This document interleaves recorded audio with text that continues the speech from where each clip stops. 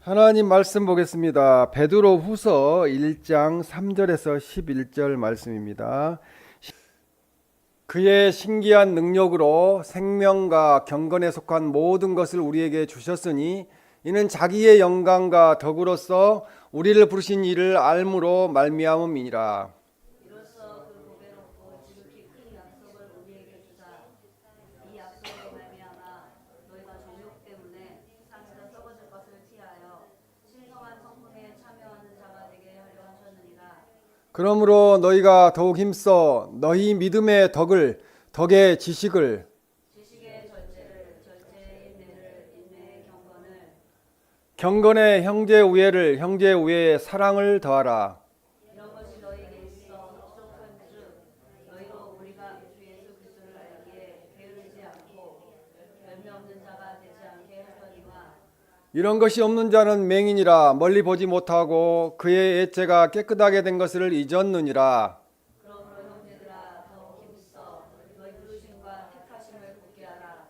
너희가 여섯에 간즉 언제든지 실족하지 아니하리라. 다 같이 읽겠습니다. 이같이 하면 우리 주 곧 구주 예수 그리스도의 영원한 나라에 들어감을 넉넉히 너희에게 주시리라. 아멘. 경건한 신앙생활이라는 제목으로 하나님의 말씀을 전하겠습니다. 이 경건이라는 것은 공경하는 자세로 삼가하고 조심하는 것을 말합니다.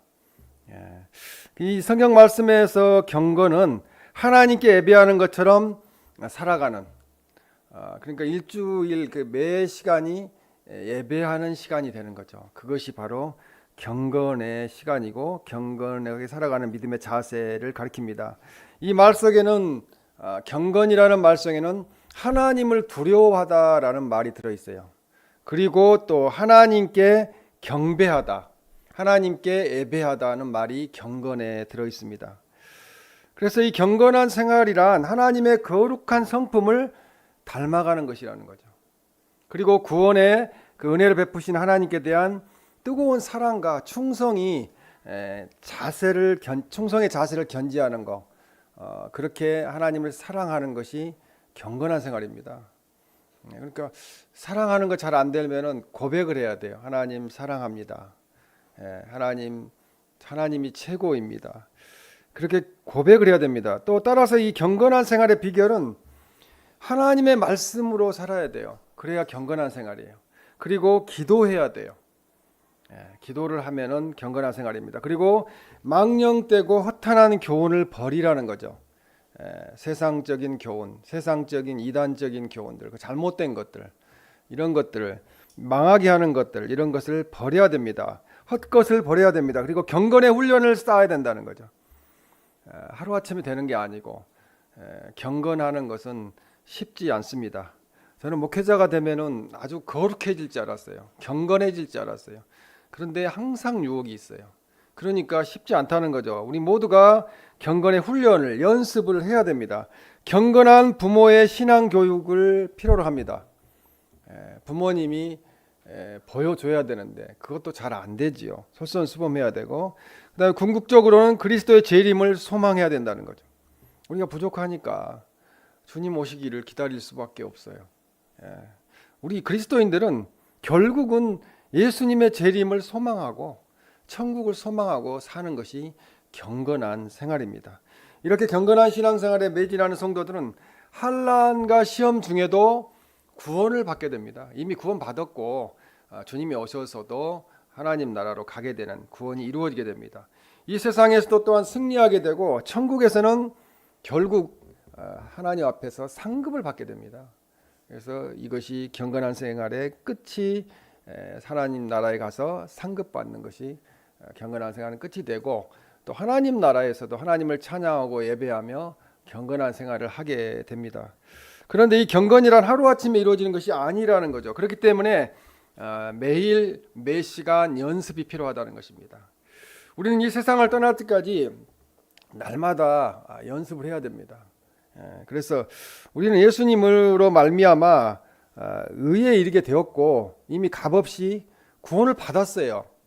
구원의 확신, 이렇게 그 주일학교 교육자로 가가지고 구원받은 사람 손들어 보라고 하면 대부분 교회에 30%만 손을 들어요.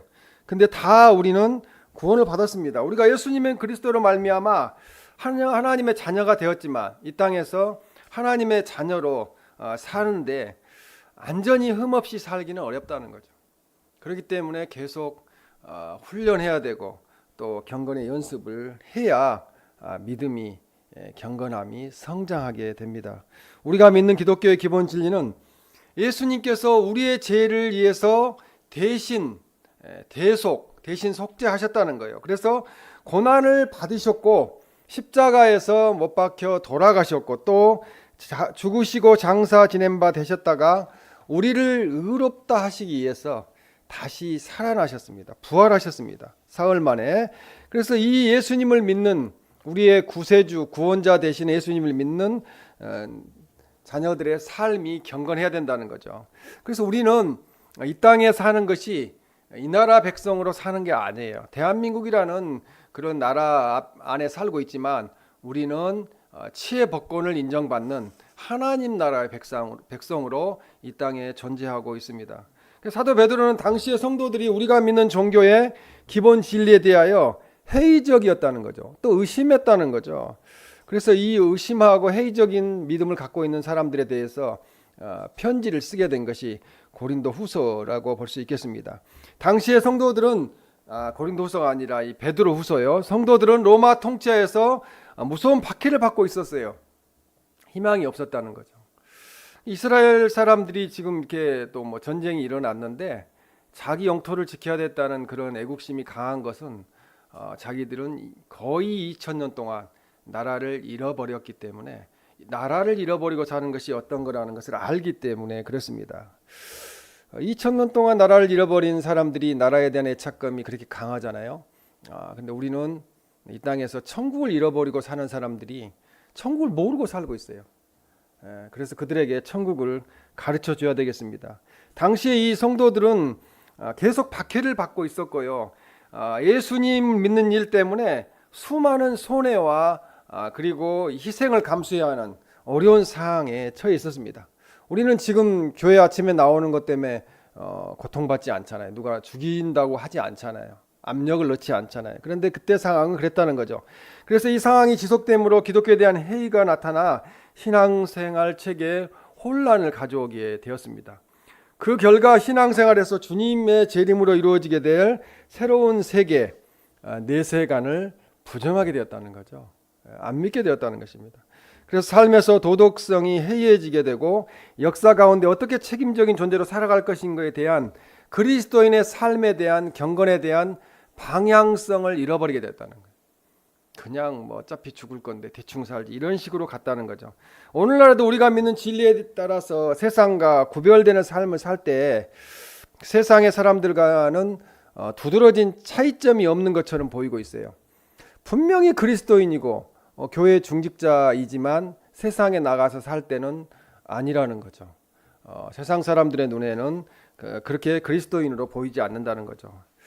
또 때로는 손해보는 것 때문에 희생하는 것 때문에 그런 생각이 사로잡혀 있기 때문에 믿음에 대해서 믿음 생활에 대해서 해이를 느끼게 되고 그래서 그렇게 살지 않고 월요일부터 토요일까지는 그냥 세상적인 방법으로 살아가는 그런 모습들을 보게 됩니다. 이러한 때 우리가 믿는 기본 진리를 확인하고 우리 신앙생활을 점검해야 합니다. 그럴 때 신비주의에 빠진다든지 내세간의 그 모든 것을 부정하고 세상적인 가치관으로 살아가는 어리석음을 범하지 않게 된다는 거죠. 지금 전도가 안 되는 것은 목회자도 마찬가지고 그리스도인들이 그리스도인답게 살지 못하기 때문에 전도가 안 되는 거죠. 너나 잘해라 이런 시대가 되어버렸습니다. 그래서 지금 이제 전도하기는 쉽지 않은 시대다 이런 생각을 하게 됩니다. 그래서 우리는 우리가 날마다 내가 경건한 신앙생활을 해야 되겠다고 하면서 자기 자신을 훈련해야 될 줄로 믿습니다. 오늘 주신 하나님의 말씀을 듣고 더욱 경건한 신앙생활을 함으로 우리가 세상에서도 이기고 영원토록 승리하는 삶을 사시기를 주님의 이름으로 축원합니다. 첫 번째로 이 하나님께서 우리를 구원해 주셔서 영원한 생명과 경건에 속한 모든 것을 주셨다는 거죠. 우리는 이미 다 모든 걸 받고 지금 인생을 살고 있어요. 너무 감사합니다. 그래서 사도 베드로는 베드로후서 1장 3절 말씀에서 우리가 어떤 존재인지를 구체적으로 말씀하고 있어요. 그래서 이 3절 말씀에 보면 그의 신기한 능력으로 생명과 경건에 속한 모든 것을 우리에게 주셨으니라고 말씀합니다. 이 신기한 능력은 전능하신 하나님의 신적인 능력이에요. 그걸 우리가 가지고 있어요. 예수님의 신적인 능력을 우리가 그리스도인들이 가지고 있습니다. 모든 걸 주셨기 때문에. 그래서 그리스도인들은 이 예수님 그리스도의 신적인 능력을 통해서 생명과 경건에 속한 모든 것을 받게 되었다는 거죠. 근데 사람들은 내가 지금 현재 환경적인 면에서 가지고 있는 걸로 모든 것을 평가하잖아요. 그런데 영적인 걸 따지면은 우리는 그 세상 어떤 사람보다도 많은 것을 가지고 누리고 있다는 것입니다. 그래서 여기 생명은 사람들이 새로운 피조물이 될 수 있는 원동력, 그러니까 예수님께서 공급하시는 힘을 의미합니다. 그러니까 예수 생명으로 우리는 예수님 생명으로 힘으로 원동력으로 우리는 살고 있습니다. 그것은 바로 영생이에요. 우리는 영원토록 사는 거예요. 이 세상에서 뭐 100살 사는 거 자랑하잖아요. 나 100살이 아니라 1000살을 살아도 예수님 안 믿으면 자랑할 게 없어요. 근데 우리는 이 땅에서 짧게 살고 간다 할지라도 영원한 생명이 있기 때문에 영생이 있기 때문에 우리는 너무 감사합니다. 또한 경건은 변화된 자가 지니게 되는 하나님과의 새로운 관계성을 의미합니다. 하나님과 우리는 관계를 맺고 있는데 하나님은 우리의 아버지이십니다. 하나님의 뜻을 존중하고 순종함으로 누리게 되는 우리는 도덕적인 신앙생활, 그리스도인들이 도덕적인 그런 법을 더 잘 지켜야 합니다. 베드로후서 1장 3절에 이는 자기의 영광의 덕으로서 우리를 부르신 이를 알므로 말미암음이라 이렇게 말씀합니다. 영광의 덕은 신적인 능력이 나타나므로 구약에서는 하나님께 속한 것이었어요. 이 영광의 덕이 신적인 능력이 오늘 베드로후서 1장 3절에서 말씀하는 영광의 덕은 예수님 그리스도 안에 속한 거예요. 예수님을 믿는 우리에게도 이것이 속해 있습니다. 그래서 우리는 하나님의 영광의 덕을 드러내야 돼요. 그래서 사람들을 변화시키게 되고 또 회개토록 역사하는 일을 예수님께서 하시고 성령님께서 하시는데 우리도 그 역할을 해야 됩니다. 부르신 이는 예수님을 가리켜요. 예수님이 우리를 부르셨어요. 그래서 하나님의 자녀 삼아 주셨습니다. 그래서 이 말씀의 의미는 하나님께서 우리를 구원해 주셔서 생명, 영생과 경건에 속한 모든 것을 주셨다는 거예요. 그러니까 경건하게 살 수 있는 능력을 예배하는 능력을 우리에게 주셨습니다. 그리고 야고보서 1장 27절 말씀해 보면 경건에 대해서 정의하고 있어요. 정결하고 더러움이 없는 경건은 또 자기를 지켜 새 속에 물들지 아니하는 그것이니라. 세상 사람들처럼 살지 않는 것, 세상의 죄에 속하지 않는 것, 물들지 않는 것이 그것이 바로 경건입니다. 베드로후서 1장 오늘 4절 본문에도 보면은 이로써 그 보배롭고 지극히 큰 약속을 우리에게 주사라고 말씀합니다. 이 약속은 그리스도의 영광과 덕으로 말미암아 주어지는 것으로 그리스도인들의 미래의 일들, 즉 그리스도의 재림과 새하늘과 새 땅, 천국, 그리고 그리스도의 영원한 나라에 참여하게 되는 것을 말합니다. 인생 살아보면은 남는 것은 별로 없는 것 같아요. 뭐 어디 가서 구경해봐도 그거 별로고 어떤 놀이기구를 타봐도 뭐 그때뿐이고 영원한 그런 기쁨은 하나님 믿는 거죠. 예수님 믿는 거. 하나님 나라에 속해 있다는 거. 하나님 나라의 백성으로 살고 있다는 것으로 감사하죠. 잠만 자고 나면은 다 돌아가셨다는 이야기 듣잖아요. 천국으로 돌아가신 분은 참 감사한데 천국으로 돌아가지 못하신 분들, 하나님이 보내주신 곳으로 가지 못한 분들 안타깝게 생각을 합니다. 그래서 우리가 영원한 나라에 참여한 백성답게 우리가 살아야 된다고 하나님은 말씀합니다. 베드로후서 1장 4절에 보면 이 약속으로 말미암아 너희가 정욕 때문에 세상에서 썩어질 것을 피하여라고 말씀합니다. 이거 피하다는 것은요 세상적인 방법대로 살지 말라는 거죠. 그래서 이거 언어에 보면 피한 이레로라고 뜻이 되어 있는데, 그리스도인들은 그리스도를 영접하고 세례를 받은 후부터 죄와 세상적인 정욕에 거리가 멀어지게 되었다는 거죠. 이제는 피하게 되었다는 거죠. 예수님 안에서 말씀대로 살게 되었다는 것입니다. 그래서 베드로후서 1장 4절에 그 보배롭고 지극히 큰 약속을 우리에게 주셨다고 말씀합니다. 이 큰 약속을 주신 목적이 있어요. 그 목적은 악한 욕망의 지배를 받고 있는 세상의 가치관에 따라 살지 말아야 한다는 거예요. 근데 지금 그리스도인들이 세상의 가치관에 따라 살잖아요. 세상 사람 따라가잖아요. 내가 영원한 것을 가지고 있고 영원한 천국을 누리고 있고 영원한 하나님을 아버지로 모시고 있는데 세상 사람들과 똑같이 살려고 경쟁하고 있는 것이 우리의 모습이 아닌가 뒤돌아봅니다. 베드로후서 1장 4절에 신성한 성품에 참여한 자가 되게 하려 하셨느니라 이렇게 말씀합니다. 신성한 성품에 참여한 자. 그리스도인들은 그리스도와의 연합으로 새로운 피조물이 되었고요. 거듭나게 되었어요. 성령으로 말미암아 참된 영적 교제를 나누면서 장차 나타날 영광과 축복에 참여하게 되었다는 거죠. 그래서 우리는 신성한 성품에 참여한 자가 되었어요. 하나님의 아들이기 때문에, 딸이기 때문에 그렇습니다. 그리고 이 베드로후서 1장 4절의 말씀을 보면은 보배롭고 지극히 큰 약속을 우리에게 주셨다는 거죠. 하나님께서 우리에게 큰 약속을 주셨어요. 그러니까 이 하나님의 큰 약속을 주신 목적 두 번째는 하나님의 성품을 본받게 하려는 것이죠.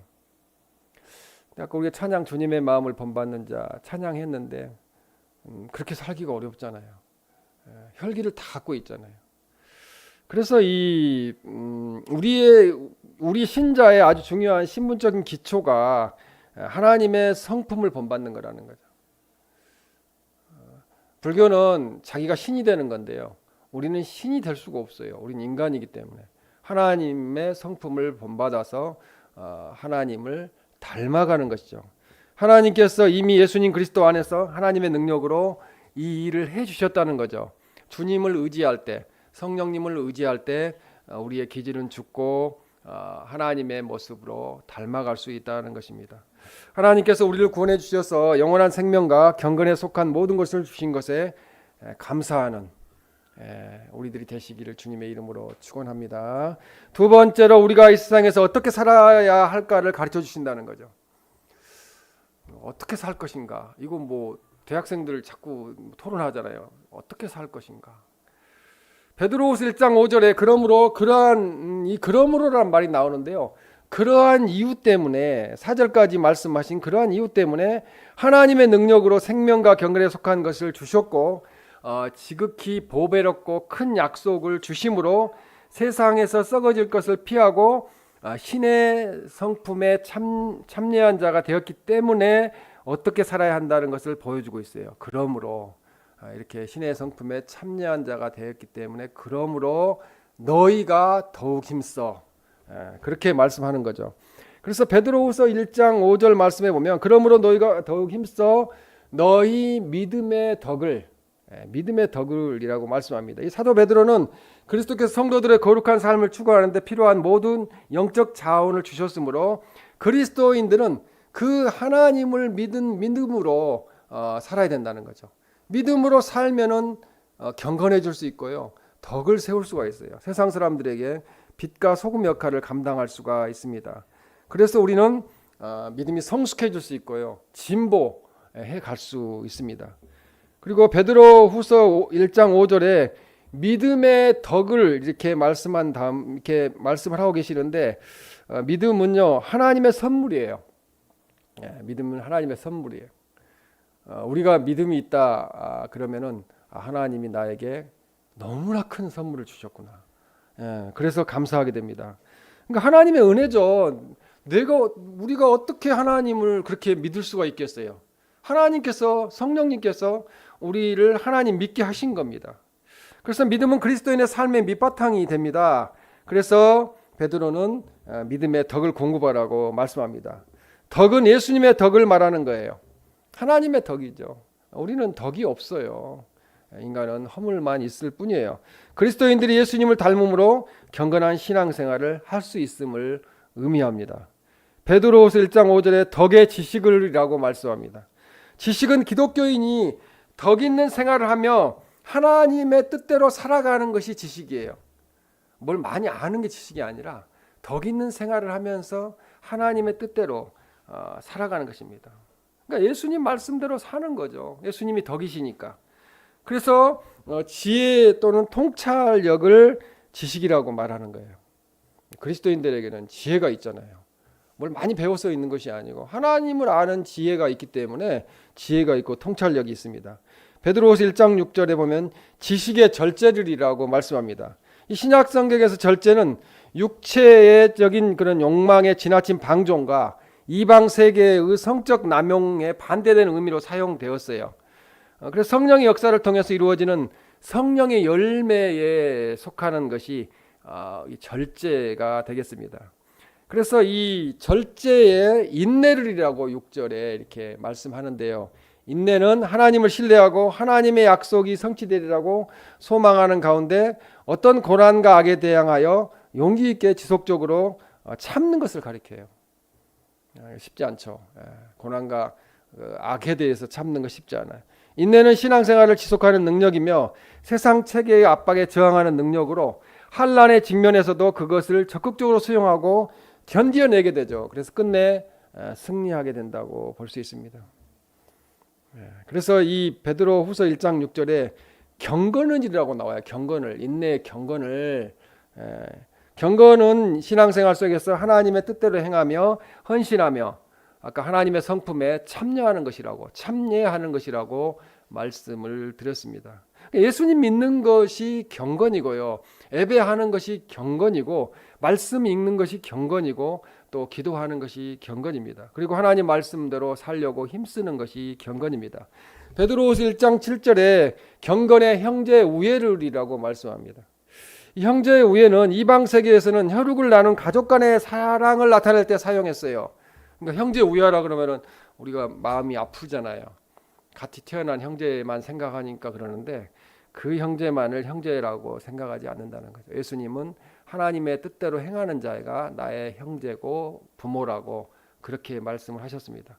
초대교회에서는 믿음 안에서 한 형제와 자매가 된 그리스도인들의 교제를 말하여 형제 우애라고 이야기를 했습니다. 형제 우애에 사랑을 더하라는 거죠. 이 믿음으로 시작된 그리스도인의 덕목이 이제 사랑으로 마지막에 7절에 사랑을 더하라로 안성이 되게 됩니다. 그래서 사랑은 모든 덕목 가운데 으뜸이라는 거죠. 고린도전서 13장이 그래서 사랑장입니다. 사랑의 본체인 하나님께서 아들 예수님을 이 세상에 보내주신 것으로 인하여 우리가 구원받게 되었잖아요. 그것이 가장 그 크신 사랑이라는 거죠. 자기 자신을 희생하는 그 사랑, 하나님께서 우리 속에서도 이루시고자 하는 것이 우리가 다 희생하는 사랑을 하나님이 요구하고 계신다는 것입니다. 이와 같은 덕목들은 베드로후서 1장 4절에 신성한 성품에 참여한 자가 맺어야 할 열매라는 거죠. 하나님의 성품에 참여한 그리스도인이 맺어야 할 열매라고 그래서 갈라디아서 5장 22절에 23절에는 우리가 잘 알다시피 사랑과 희락과 화평과 오래 참음과 자비와 양선과 충성과 온유와 절제를 성령의 9가지 열매라고 말씀합니다. 우리가 기도가 잘 안 될 때, 특히 혈기가 오를 때는 이 기도를 해야 돼요. 하나님, 사랑과 희락과 화평과 오래 참음과 자비와 양선과 충성과 온유와 절제하게 해주시라고. 그것이 성령의 열매고 성령 충만이거든요. 디모데전서 6장 11절에 의와 경건과 믿음과 사랑과 인내와 온유를 따르라는 거예요. 의와 경건과 믿음과 사랑과 인내와 온유를 따르는 것이 바로 경건한 생활입니다. 하나님의 사람이 갖추어야 할 덕목이 바로 이거라는 것을 말씀하고 있습니다. 우리가 예수님을 믿음으로 이미 구원을 받았지만 경건한 신앙생활을 함으로써 우리의 신앙 인격은 다듬어져 간다는 거죠. 하나님 나라 가는 그날까지 그것을 신학적인 용어로 성화되어 간다고 말씀합니다.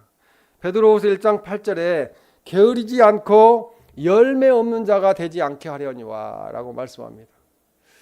열매가 있어야 된다는 거죠.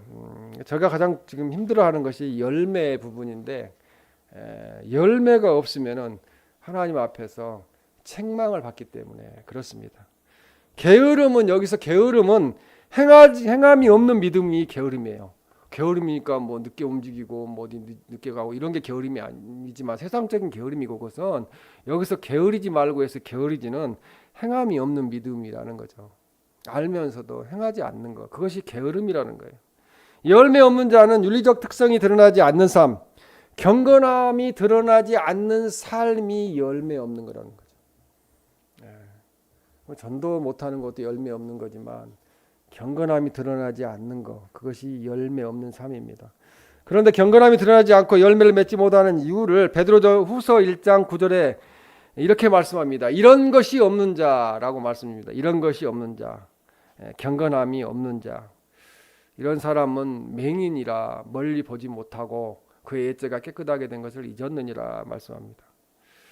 그래서 이 시각장애인, 영적인 시각장애인이 되어서 보지 못한다고 말씀합니다. 이 시각장애인은 영적으로 깨닫지 못한 사람을 비유한 말씀입니다.